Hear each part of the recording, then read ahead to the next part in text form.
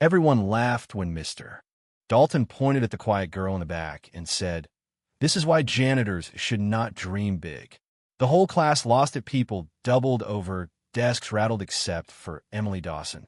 She just sat there, eyes forward, not even blinking. You know that chill you get when it feels like someone just crossed a line no one's supposed to cross? That's what settled over the room, even if nobody said it out loud. What nobody saw was that this moment, this one stupid, mean-spirited comment was about to flip our whole world upside down. The next morning, black SUVs blocked every entrance. Federal-looking security, all suited up and earpieces in, their faces unreadable. The intercom crackled first time I'd ever heard the principal's voice tremble calling an emergency assembly for all staff. People whispered about a bomb threat, an escaped convict, even a celebrity visit, but I could tell by the way Dalton's smirk flickered that he didn't have a clue. I swear, the air felt thicker, the way it does right before a summer storm. Everybody could feel it. The classroom had that smell of old markers and worn linoleum. The AC buzzing so loud it almost drowned out Mr. Dalton's lecture. He always acted more like a judge than a teacher. Sharp glasses, expensive watch, the kind of guy who'd rather be feared than liked. He picked up the stack of mock career assignments and started reading them. And when he got to Emily's, he stopped and let out this theatrical sigh. "Let's give it up for Emily Dawson," he announced, dripping sarcasm, future neurosurgeon. "I guess Harvard's looking for someone to mop the floors." People laughed, and you could see Emily's shoulders tense, but her eyes, they didn't flinch. Not scared, not broken, just steady. Bell rings, everyone scatters, and Emily walks right past her dad, James Dawson, who's mopping the hallway. He doesn't say a word, just gives her a nod like, "You okay?" She nods back, stone-faced. Later that night, though, something shifts. James pulls out an old phone, dials a number he's kept hidden for years, and talks in that quiet, steel-strong way people do when they've finally had enough. Next morning, bam, the world changes. Those black SUVs, security everywhere, teachers clumping together looking spooked, students buzzing about FBI, and something big. Mr. Dalton pretends he's unfazed, but you can tell he's just as confused as everyone else. The principal herself comes running down the hallway, looking like she's seen a ghost. Inside the auditorium, the lights are low, and a dozen people in suits stand by the stage, some holding briefcases, some with those little earpieces you see in movies. Nobody introduces themselves. The principal finally takes the mic, voice shaky. "Please remain seated and silent. We have guests. They're in charge now." Chills run through the room. Nobody breathes. Dalton tries to joke with a colleague, but even his friends avoid his eye. Something real is about to go down. Then the doors swing open.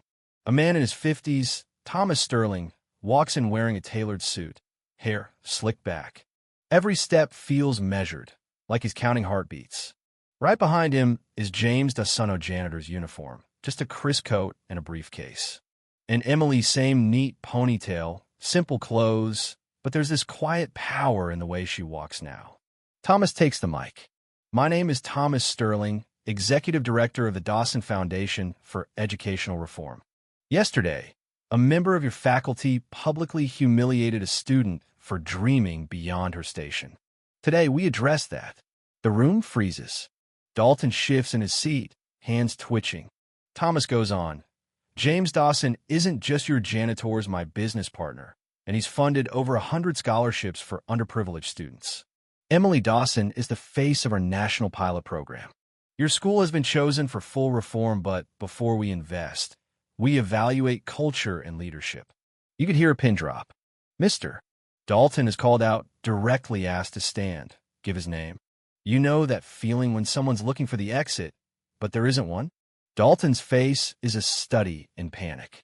Sterling reads Dalton's words from the day before, clear and cold as a judge's gavel. Dalton starts to protest, but the words catch in his throat. For the first time, you see real fear. Emily stands silent, her presence a rebuke stronger than any speech. Sterling announces that Dalton is on immediate administrative leave pending a full audit. Some teachers actually clap, others look away, embarrassed they ever laughed. Emily walks to the mic. Her voice is calm, clear. I didn't want revenge. I just wanted to be treated like everyone else. Thank you for showing me that who you are matters more than where you come from. The applause is slow, hesitant at first, then builds until nearly the whole room is on its feet. Out in the hall, the foundation team fans out, interviewing staff and students. Something's happening, something big, and you can feel the old order breaking. But it doesn't stop there. By the next morning, the school's vibe has changed completely. Reporters at the gates, teachers sitting up straighter, students gossiping in huddles. In the principal's office, a sealed letter from the foundation sits on her desk. When she opens it, her face drains of color. Effective immediately, she's relieved of her duties pending review. Thomas, Sterling, and Emily walk in. Thomas lays it out: leadership failed. Silence can be as damaging as cruelty. The principal tries to protest, but Sterling stops her. You may speak to the review board. Until then, pack your things. Emily watches, no triumph, just resolve. She walks out, head high. Outside, the foundation's setting up tents, handing out supplies, announcing scholarships, new after-school programs. The biggest cheer erupts when Emily gets up on stage. She's in the same worn-out sneakers, same patched backpack, but now the whole crowd's hanging on her words. My dad always said your worth isn't in money or titles, but in kindness and effort. I stayed silent when I was insulted because I believed people would see the truth. Now you have. The applause this time is thunderous. Behind the scenes, her dad wipes away a tear, hiding behind his cap. But the story's not done. There's always another twist, right? That afternoon, in a closed-door meeting, Sterling sits down with Emily, Mr. Dawson, and the new interim principal, Miss Delaney, a woman with a reputation for turning troubled schools around. Thomas reveals a secret Emily never saw coming. He hands her an envelope with an old photo of her mother, Rose, next to Thomas himself. Rose was my sister, he says. I lost touch, didn't know about you until recently. Everything I did for this school, it was for her legacy, and now for you. Emily is stunned. Her story isn't just one of survival, it's legacy, it's family, it's bigger than she ever imagined. Let's make this a place where nobody's dreams get mocked, she tells Miss Delaney. Not ever again. Delaney nods. That's exactly the school I want to build. Sunset glows across the campus, people milling around, changed. It could end her everyone's happy, right? But no, because as dusk settles, another black SUV rolls up. Out steps a sharp-looking man with an FBI badge. He hands Emily a file. Your mother, Rose Sterling, was one of the Bureau's top undercover agents.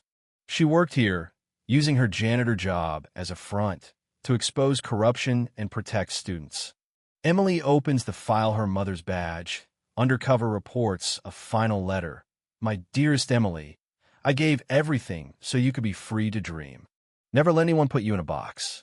You're my legacy. With love, Mom. Tears stream down Emily's face. For the first time, she feels whole, seen, not just for what she's overcome, but for who she is and where she comes from. The school erupts in support. A new scholarship is created in Rose's name for dreamers like Emily.